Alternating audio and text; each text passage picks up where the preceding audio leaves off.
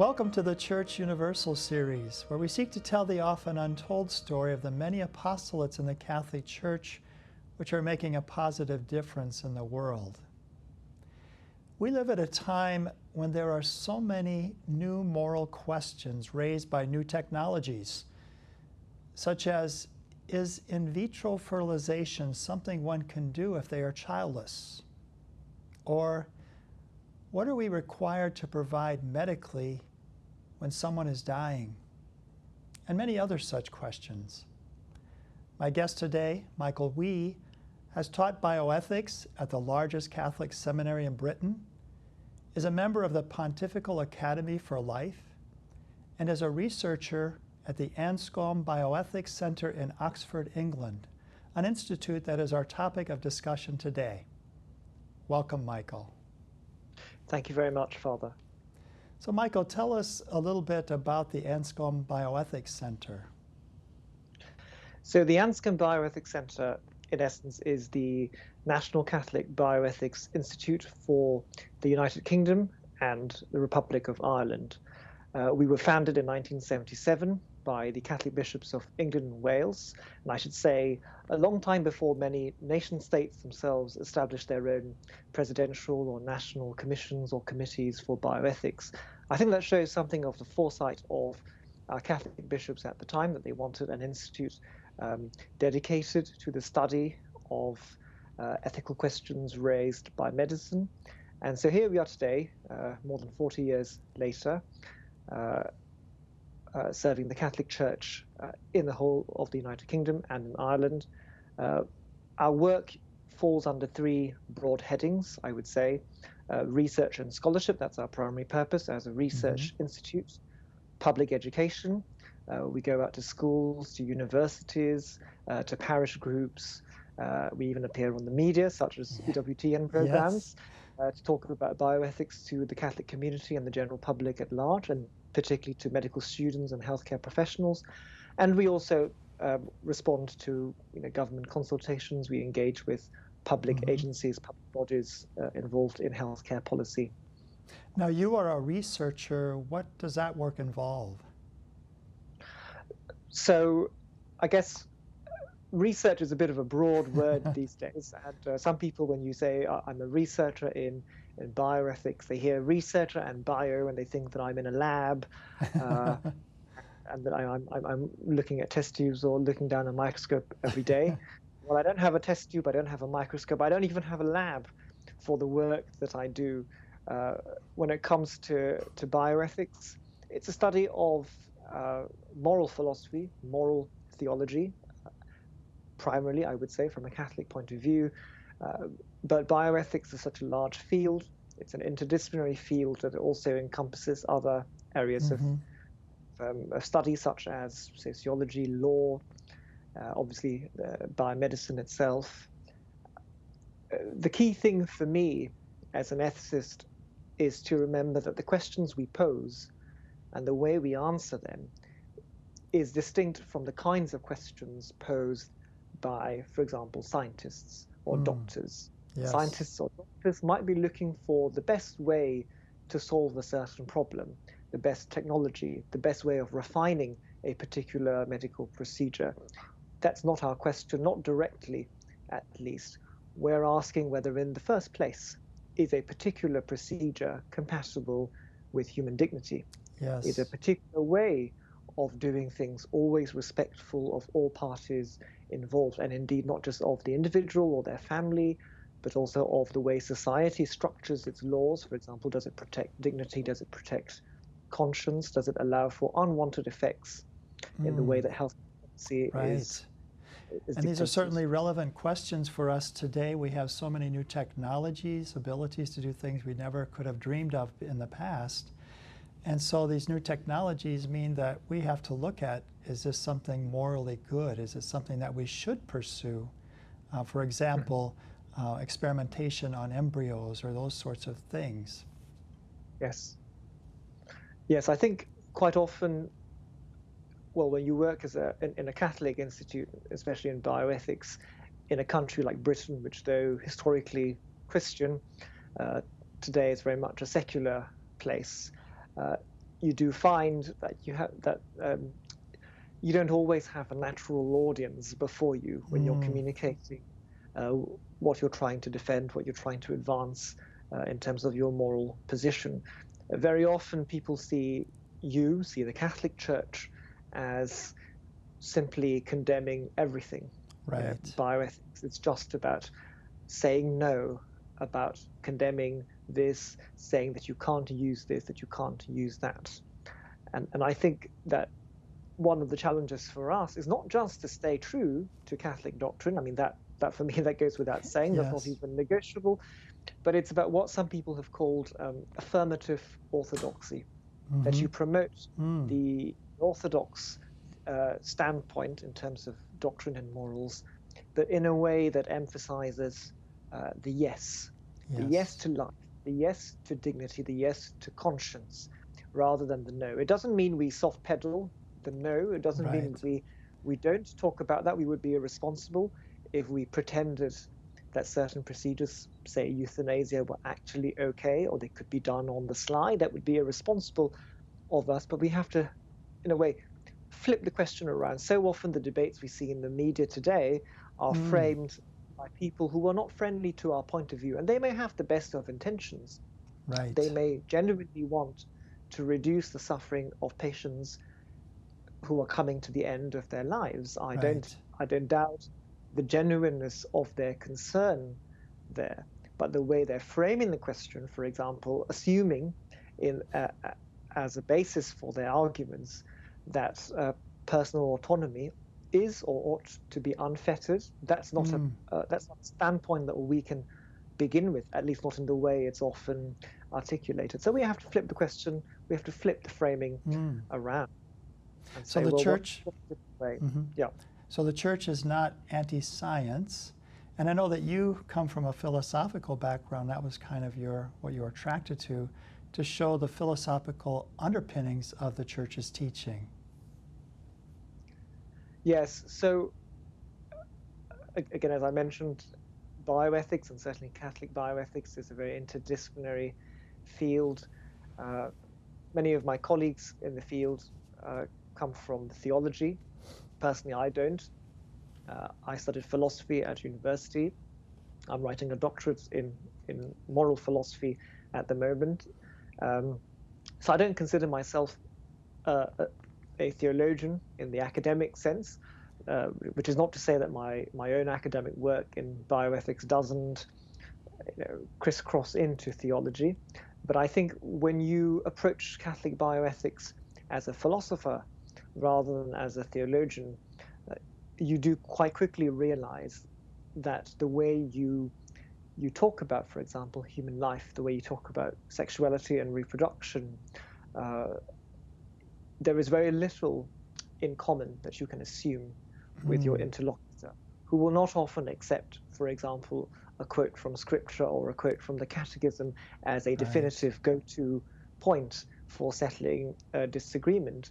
When you study philosophy, you might say the annoying thing about studying philosophy is that everything is questioned. There's always a why to everything. It's a bit like talking to young children, who I think are natural philosophers in that respect. I have a son, a very young child at home, so I know that from personal experience. It's always about why this and why that in philosophy.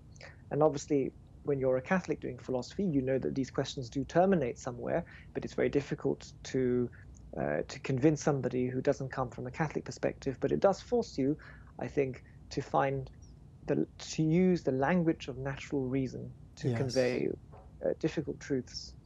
And I've seen a picture of you with the Catholic chaplaincy at Oxford University there, teaching on different things. That's part of what you do, as well as educating, and how important that is for young Catholics to be able to defend the faith and to show the philosophical underpinnings of our faith. Yes, I've been working with Catholic chaplaincies around the UK and Ireland over the last 5 years of my time at the Anscombe Bioethics Centre. And one thing I have to say is that I've always had a warm reception from Catholic chaplains around the country, I think there isn't a chaplain who doesn't realize that bioethics is a live set of issues for Yes. everyone. Mm-hmm. Uh, nobody would pretend that these are issues that even students at university age aren't already coming across. Yes. Whether it's contraception, which links to the church's teaching in Humanae Vitae and Casti Connubii, whether it's abortion, and we know that sadly the abortion rates in the UK, for example, are very high, or even if it's something that will affect their careers down the line if they choose to go into healthcare, into the healthcare professions, issues of conscientious objection, issues of caring for dying persons, or it might be their own relatives Mm. who are facing uh, terminal diagnosis, or who are already deteriorating and being put on an end-of-life pathway in a hospital or a care home. These are issues that affect all of us. And so I would say, although many of that comes out of very difficult or tragic circumstances, on the bright side, I'm very encouraged by the fact that chaplains and indeed students Mm-hmm. have always been very keen to find out more about Catholic bioethics. Talk a bit about forming a Catholic conscience, or forming our conscience just in general, that sometimes a defense for avoiding topics is, well, I'm just following my conscience. But we have an obligation also to form our consciences in the truth. Yes. Well, the Catholic Church in general has always seen part of its mission as forming the consciences of the faithful, and indeed of the culture beyond the Catholic community, because we are meant to be salt of the earth and the light of the Mm-hmm. world, in imitation of Christ. Um, and we know that moral issues are quite often the battleground for that. A lot of people, it's not, I don't want to say that moral issues are what ultimately makes the church tick, or what ultimately makes our faith what it Mm-hmm. is. I think if you go back to what Pope Benedict said in Deus Caritas Est, his first encyclical, Christianity is not a system of moral propositions or anything like Right. that. Fundamentally, it's an encounter with a person, a definitive Mm-hmm. encounter with Jesus Christ, who has changed the course of history and who has the power to change our lives.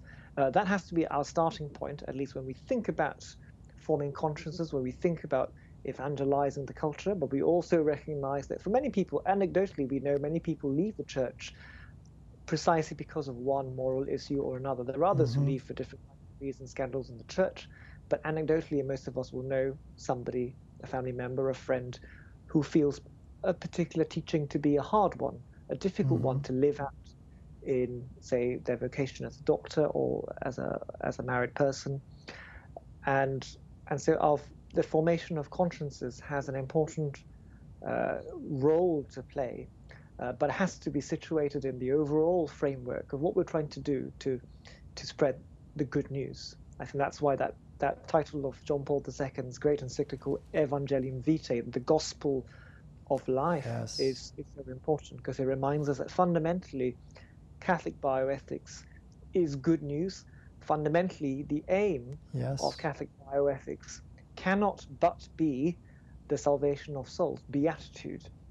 And if that is our perspective, it's not just about moral perfection in a kind of Mm-hmm. selfish or self-centered way, but it's about salvation and what we need for salvation, and how we need to act in accord with that universal call to holiness. If people can be Yes. drawn to that, then I think we're on the right track in terms of encouraging the formation of consciences. Then I think, then obviously there is a role, a place for the intellectual side of things, for the argument, and even, dare I say, for the apologetics, obviously to be used sensitively.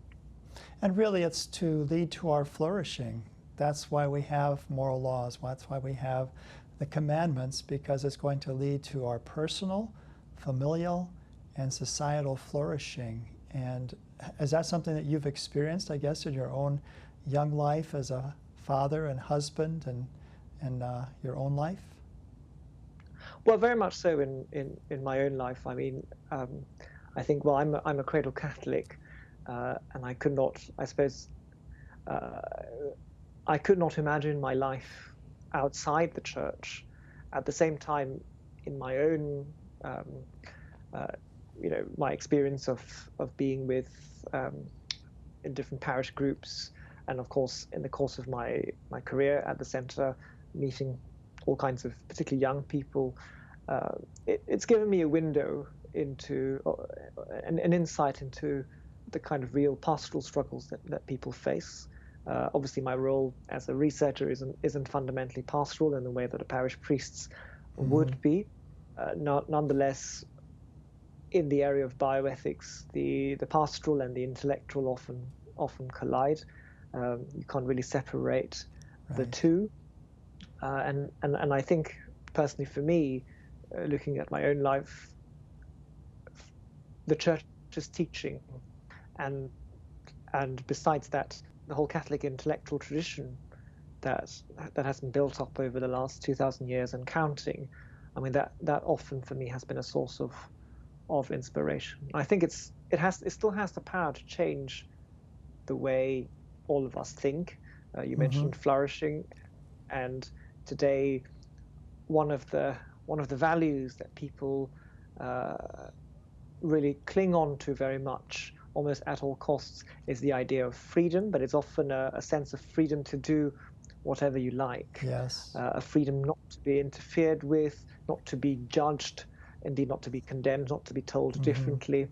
Uh, and I always go back to that wonderful book, The Sources of Christian Ethics, by Father Seve Pincars, a Belgian Dominican of the 20th century, where he makes that rather nice distinction between the freedom of indifference and the freedom for excellence. And he Ooh. gives some very Hmm. very useful examples, saying, for example, Hmm. if you've got a piano in front of you, well, you could make with the first kind of freedom, the freedom of indifference, you could make a whole, you can make any kind of, you can make noise, you could make a whole Right. racket just by pressing any key you would like. Hmm. And that is freedom. It is a kind of freedom to do. And that is sadly the conception of freedom many of us have today in modern secular Western society. But he said, think by contrast of the person who would subject themselves to the discipline of practice, of rehearsal, Mm. learning the language of music, perhaps of Yes. training their body. That's a very Pauline metaphor Hmm. there, of training your body, subjecting it in order to produce, to be able to play the most beautiful sonata or concerto. And Hmm. if you look at two, well, one the novice pianist and the other the master at the instrument, who would we say is actually more free? I think we have the capacity to Mm. recognize that it's the second person, the one who is free for excellence, who has a different kind of, a more interior, a deeper source of freedom. It's a freedom to Hmm. be the best Yes. person they can be relative to that instrument, and not so much the mere freedom to act in a very, very limited Hmm. range of capacities. And so once we think about flourishing excellence, we have a Yes. different model for thinking about freedom and autonomy. That is a wonderful distinction. Thank you for sharing that with us. Now, you talk with young people and others. What are some of the common questions or issues that people bring to you trying to get some clarity on them? Well, as part of our service to the church, um, we often get queries from the general public, indeed from many of whom would be from the Catholic community, and particularly from healthcare professionals, uh, young doctors or nurses, uh, finding their way in their careers, in their Hmm. professions. And I would say that the two most common types of questions that I have received personally have been one to do with end of life care, and secondly to do with conscience, the role of, well, the ability to practice uh, their healthcare profession in accordance with their conscience, with the demands of Catholic teaching. And these are the two, I think it shows, well, I mean, these are very particular to to perhaps the state of healthcare in Britain and in Ireland. It may be different in other countries, I don't know. But here, end-of-life care is something that affects everyone. It might be because they're the relative of a patient in hospital, in a care home. It might be because they themselves are curious about this aspect of the church's teaching. Yes. Whereas so many other social issues have gone a certain way of liberalization in the United Kingdom, and there's almost no room for public debate. It's very hard, for example, to even start a debate about a question like abortion in the United Kingdom. Certainly, IVF has been thoroughly accepted by the medical profession, by people in the general public. But euthanasia and assisted suicide continues to be something that divides people. And I think, well, whereas many European countries and some states in the US have already gone in the direction of legalizing either or both of the two practices, euthanasia or assisted suicide, the UK, despite repeated attempts, despite having had the Voluntary Euthanasia Society, which has now changed its name to Dignity in Dying, around for over 80 years, I think, the United Kingdom has still held firm on this bright red line that doctors should not kill their patients or provide them with the means of ending their own lives. I think that's an interesting fact in itself. Well, let's talk about one of the issues that was recently in the news in England of Alfie Evans and that whole situation. It's a teaching opportunity in a way, isn't it? Yes. I think we found, again, in our role as a Catholic academic institute, that so often people turn to us not for any campaigning or lobbying. That's not what we do. We're not a lobby organization. But people look to us for a well-informed and scholarly, but also accessible source of information about difficult cases such as Alfie Evans. So, and I'm sure this is familiar to many viewers. In both the UK and in the US, Alfie Evans was a toddler who was the subject of multiple court rulings in England, and the courts basically ordered that his ventilation be removed, that he be allowed to die, and this was because he was diagnosed with an incurable brain condition. His parents wanted to bring him by air ambulance to Italy, where some doctors were willing to continue treating him indefinitely, it seemed, with a ventilator, to keep him alive. It wouldn't have cured him, but it would have at least kept him alive for some time, and we don't know how long that would have been.